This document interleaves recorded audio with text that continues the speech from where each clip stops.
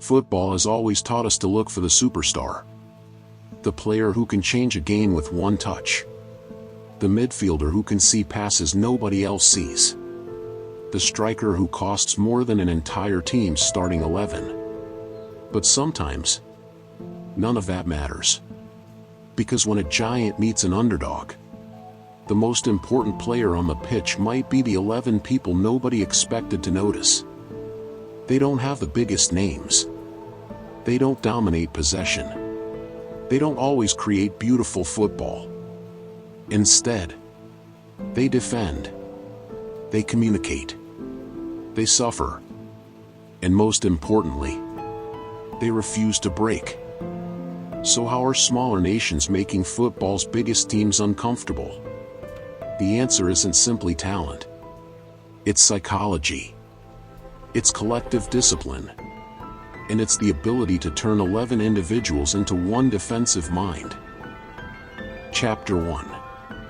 The Superstar Problem. Imagine being the world's best attacking player.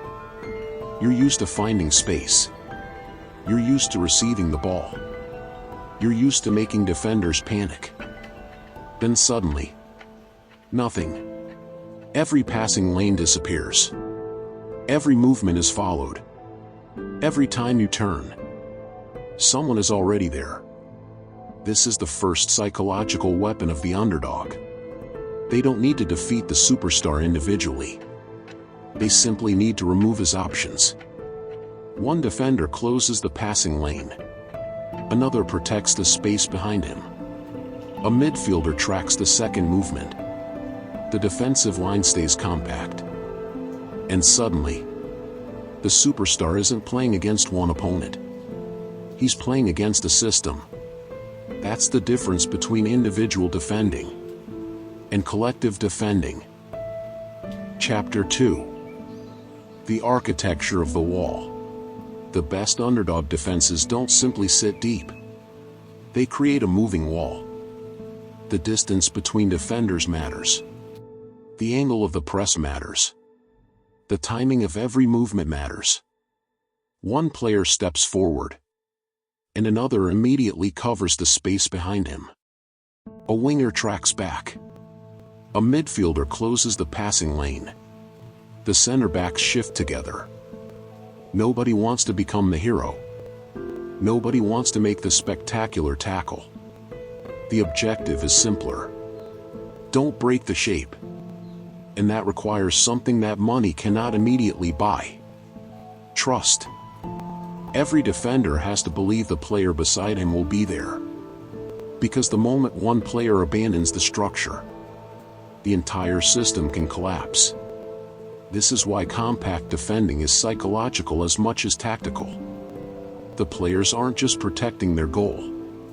They're protecting each other. Chapter 3. The Psychology of Suffering. Now comes the part most fans don't see. The mental battle. Imagine defending for 10 minutes without touching the ball. 20 minutes. 30. The opponent keeps attacking. The crowd keeps waiting for the breakthrough. Your legs become heavier. Your concentration becomes harder to maintain. And somewhere inside your mind, a voice starts asking a dangerous question. How long can we keep doing this? That's where great underdog teams separate themselves. They don't interpret pressure as failure. They interpret it as the job. Every clearance becomes a victory. Every blocked shot becomes energy. Every successful defensive rotation becomes another reason to believe. And slowly, something strange happens. The longer the favorite fails to score, the more pressure moves toward the favorite. The underdog begins gaining something more valuable than possession: belief. Chapter 4. When the giant starts panicking. This is where the psychological battle changes. The favorite expected to dominate. But the goal hasn't come. The clock keeps moving. 10 minutes. 20. 30. The underdog is still standing. Now the favorite starts taking bigger risks. The fullbacks push higher. The midfield becomes stretched. The passes become more desperate. Players begin forcing opportunities that weren't there before. And the underdog sees it. This is the paradox. The team with more talent can become the team with more anxiety. Because expectations create pressure. The underdog has permission to fight. The favorite has an obligation to win. That difference can become enormous.